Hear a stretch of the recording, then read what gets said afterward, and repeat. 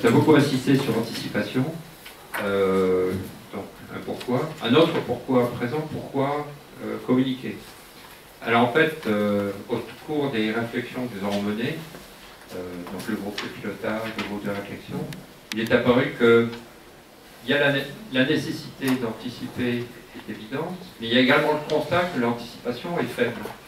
Il y a beaucoup trop de cas de situations d'urgence qui auraient sans doute pu être évitées. Alors évidemment, la décision d'anticiper, elle appartient à chacun.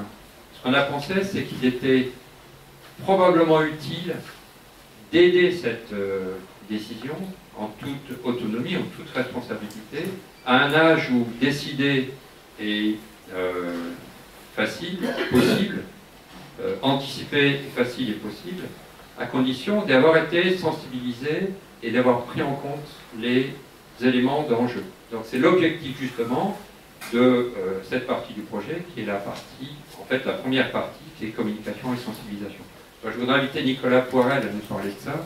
Donc Nicolas est doctorant, docteur, bientôt, voilà, doctorant, hein, futur docteur, voilà, dans le laboratoire CERAC. Donc vous présenterez le laboratoire en 2 mots. Donc c'est un de nos partenaires dans le projet. Et je vais vous donner la parole après avoir changé les transparents. Donc, ça vous laisse l'occasion de présenter le laboratoire pendant que je termine. Merci.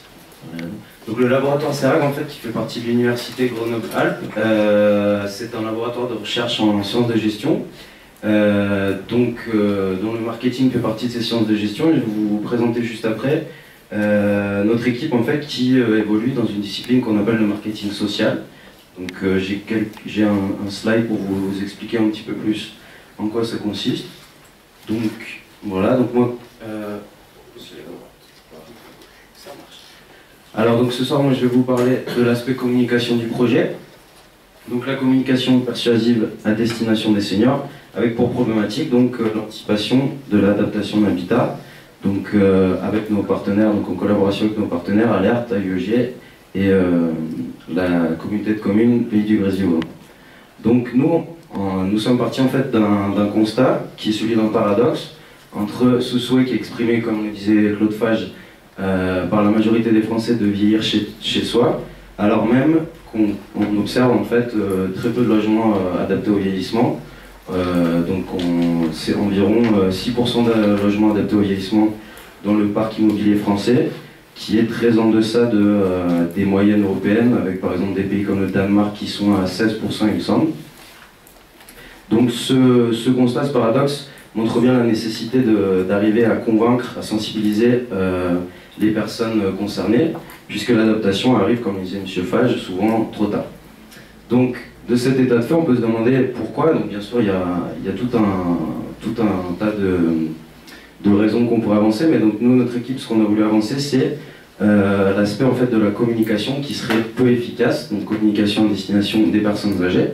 Donc, on peut mettre en question la pertinence des supports de communication, avec par exemple des taux de retour qui sont très faibles, donc comme on a pu le voir dans une étude, l'étude SADER qui a été faite il y a quelques années par Unica, donc AG2R mondial, anciennement Unica, il me semble, avec des taux de retour qui étaient de l'ordre de 1,5% sur un échantillon d'environ 15 000 personnes. 1,5% de retour, c'est environ, on va dire, 300 personnes. Donc les supports de communication qui peuvent être mis en question, également par une étude de la revue Évolution de l'INPES, qui a en fait effectué des focus groups, ce qu'on appelle des focus groups, notamment sur ce support que je vous ai mis ici, que vous avez peut-être vu, qui est disponible dans les SAS, etc. Et en fait, les chercheurs se sont rendus compte que certains supports en fait, destinés aux personnes âgées induisaient des réactions qui étaient plutôt négatives, plutôt très négatives. Donc voilà. Ensuite, il y a aussi cette question de l'adéquation aux cibles. Donc parce que la population âgée est une cible qui est très hétérogène, avec notamment des trajectoires de vieillissement qui peuvent être très différentes. Voilà, donc nous, notre équipe, pour traiter ce type de problématique, en fait, on évolue dans une discipline, comme je disais, qui s'appelle le marketing social. Marketing social, très simplement, qu'est-ce que c'est? C'est adapter la démarche marketing, donc schématiquement l'analyse, la stratégie, l'opérationnel et ensuite le contrôle, adapter cette démarche à des problématiques sociales. Donc ça peut être les comportements à risque, l'environnement, la nutrition. Donc, par exemple, le PNNS, le programme de nutrition santé de l'État français, a beaucoup travaillé avec des chercheurs dans cette discipline, donc notamment avec des chercheurs de Grenoble École Management. Donc avec pour objectif toujours d'influencer les attitudes et les comportements en utilisant un outil qui est donc les communications sociales. Donc communication sociale, qu'est-ce que c'est? Donc en fait c'est appliquer les connaissances acquises en persuasion publicitaire, donc une discipline qui est alimentée depuis des dizaines d'années, pour améliorer l'impact des messages de prévention et ainsi induire des changements de comportement qui soient bénéfiques à la fois pour l'individu et pour la société. Donc rapidement, l'importance de ces communications sociales, en fait, pourquoi est-ce qu'on va lancer cet outil? Donc tout d'abord, c'est d'être en mesure d'adapter les messages de prévention aux cibles. Ensuite, également contourner les freins psychologiques, parce que là, on va toucher à un sujet qui est quand même assez sensible, assez délicat, avec notamment une sorte de déni du vieillissement, comme on le voyait. Également, ça sera d'éviter les effets boomerang. Donc l'effet boomerang, rapidement, c'est lorsqu'on est exposé à un message, on va être... donc soit on va choisir d'ignorer le message, tout simplement, ou au contraire, donc l'effet boomerang vraiment complet, ce sera d'adopter un comportement qui soit en opposition complète avec les recommandations qui nous sont faites. Donc ça peut être très grave. Ensuite, donc, la discipline en fait, du marketing social va permettre d'évaluer scientifiquement l'efficacité des campagnes de communication, chose qui n'est pas souvent réalisée, qui peut avoir des conséquences assez négatives, et d'être en mesure ensuite de proposer des outils qui soient directement applicables. Donc, à partir de ces constats, nous avons développé donc, un questionnement qui est suivant: donc, comment améliorer l'efficacité persuasive des communications préventives destinées aux personnes âgées. Et donc de ce questionnement découlent d'autres questions qui vont être: quelle serait la combinaison pertinente des caractéristiques du message, quelles sont les caractéristiques individuelles et situationnelles en jeu, et quels seraient les mécanismes cognitifs en action. Donc pour répondre à ce questionnement, nous adoptons donc une démarche scientifique qui a déjà été, si je peux dire, testée, approuvée par notre équipe au cours d'autres études dont je vais vous parler brièvement. Donc cette démarche scientifique commence, comme je disais, par comprendre le récepteur, donc au travers de plusieurs outils que je vous développerai juste après. Ensuite, identifier les caractéristiques du message qui sont impactantes, pour pouvoir ensuite être en mesure d'expérimenter de manière contrôlée les supports de communication. Ensuite, analyser donc cette expérimentation et trouver la bonne construction du message, pour être ensuite en mesure de proposer des supports de communication qui soient efficaces. Donc rapidement, notre équipe au sein du laboratoire CERAL a travaillé sur des problématiques qui sont similaires dans le sens où elles traitent de problématiques sociales. Donc par exemple une étude qui est assez intéressante, rapidement je vais développer seulement celle-là, qui traitait de l'obésité chez les adolescents. Donc en fait, les chercheurs qui ont travaillé là-dessus ont trouvé que l'argument santé chez les adolescents était contre-productif. Donc c'est-à-dire que quand on expose les adolescents à des messages nutritionnels qui font appel seulement aux arguments santé, donc c'est-à-dire par exemple ne grignotez pas parce que ça va causer du diabète, etc. Ça va être au final contre-productif. L'enfant va réagir d'une manière plus négative que si on ne lui disait rien, si on ne faisait aucune communication. Au contraire, l'argument social, donc par exemple si vous êtes en bonne santé, vous aurez plus d'amis, pour caricaturer on va dire, va être beaucoup plus efficace. Donc voilà, je pourrais revenir là-dessus à la fin si vous désirez. Donc nous, tout d'abord pour comprendre le récepteur, comme je disais, donc ce qu'on sait des seniors, donc certaines caractéristiques qui ont été développées dans les revues scientifiques. Donc d'abord c'est les changements physiques, donc les pertes sensorielles, ensuite les changements cognitifs, donc avec des déficits d'attention ou également des difficultés avec les données chiffrées. Donc par exemple 72% des seniors trouvent que les spots TV sont trop compliqués, d'après un sondage OpinionWay, il me semble, de 2012. Également donc il y a une tendance à éviter la prise de décision et un certain à éviter la recherche d'informations également. On a aussi une notion qui est intéressante, c'est la tendance d'âge subjectif. Donc ça en fait c'est l'âge ressenti entre guillemets personnellement, donc qui est souvent chez les personnes âgées souvent très inférieur, voilà exactement, à l'âge qu'on dit chronologique, donc pour plusieurs raisons. Ensuite il y a un biais de positivité qui est spécifique aux personnes âgées, donc c'est-à-dire un déficit attentionnel à l'encontre des informations négatives. Donc on va prioriser les informations qui sont positives, donc ça va être important dans la construction du message. Également la sélectivité socio-émotionnelle, ce qui est un peu plus complexe, mais qui est schématiquement en fait le rejet de tout ce qui pourrait causer des émotions négatives. Ensuite, il y a également quelque chose qui est important sur cette cible-là, c'est la proximité sociale de l'émetteur. Donc comme l'a développé, il me semble, M. Fontan, donc cette notion de crédibilité, de confiance qui sera ressentie lorsque l'émetteur sera perçu comme proche. Donc proche socialement, ou également proche au niveau voilà, politique, etc. Comme, donc avec la communauté de communes, c'est un émetteur intéressant. Ensuite, donc rapidement sur les caractéristiques du message qui ont déjà été repérées par certains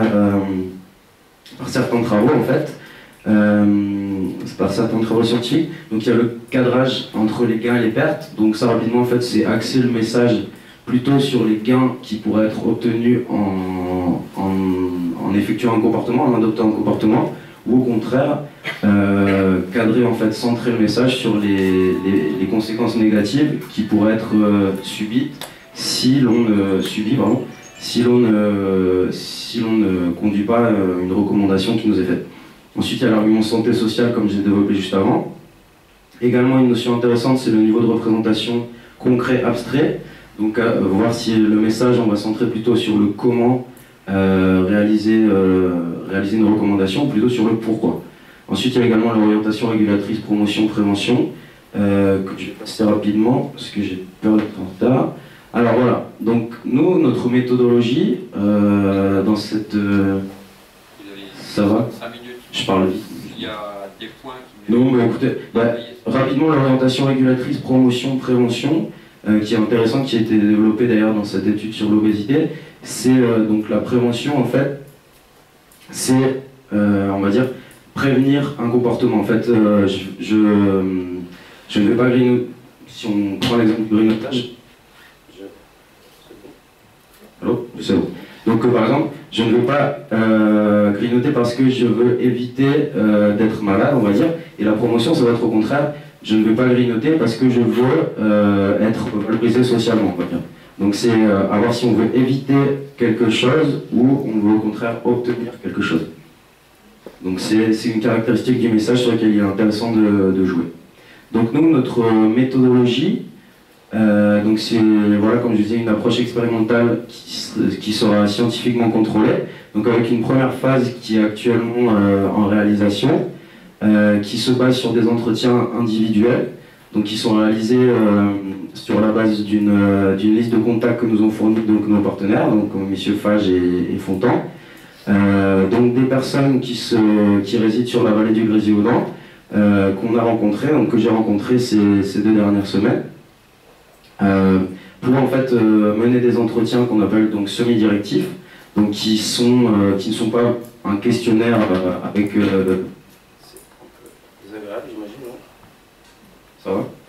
Donc des entretiens, donc je disais semi-directifs, donc qui prennent plutôt la forme de discussion en fait, dans lequel en fait on va demander aux personnes d'abord de nous décrire leur habitat actuel et ensuite d'essayer d'imaginer un petit peu l'évolution de leur habitat, et ensuite on parle également de leur perception de la vieillesse, du vieillissement.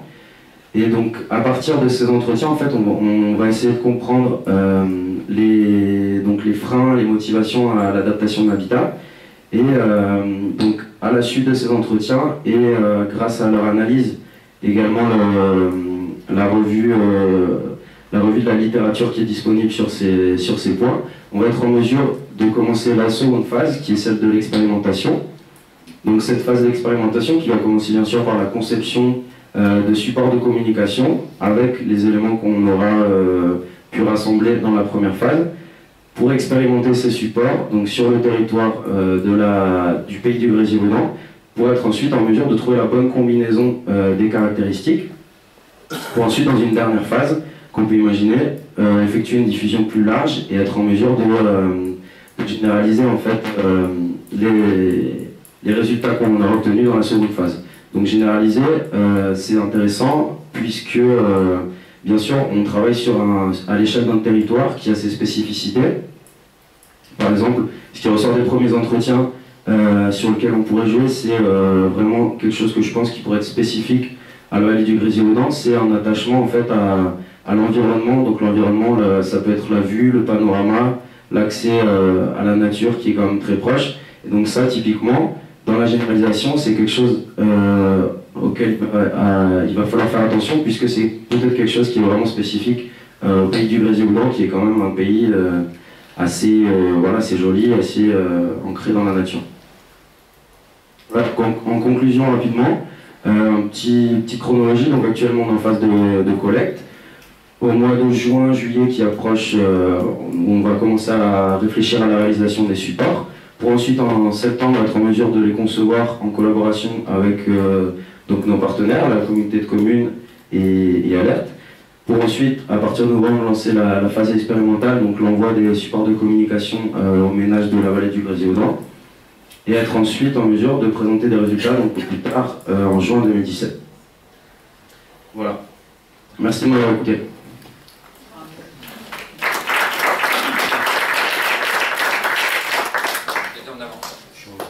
Alors on va faire un test. On appelle ça le biais de l'âge. Vous avez quel âge? Le biais de l'âge? Oui. La tendance d'âge Oui. Moi j'ai 24 ans. Alors, il a plus ou moins de 24 ans. C'est son âge réel. Alors c'est voilà. Merci. Je me demandais si vous avez les mêmes centres d'intérêt qu'une personne plus jeune. Attendez, je ne sais pas si je l'ai ici. Mais bref, c'est plusieurs items en fait.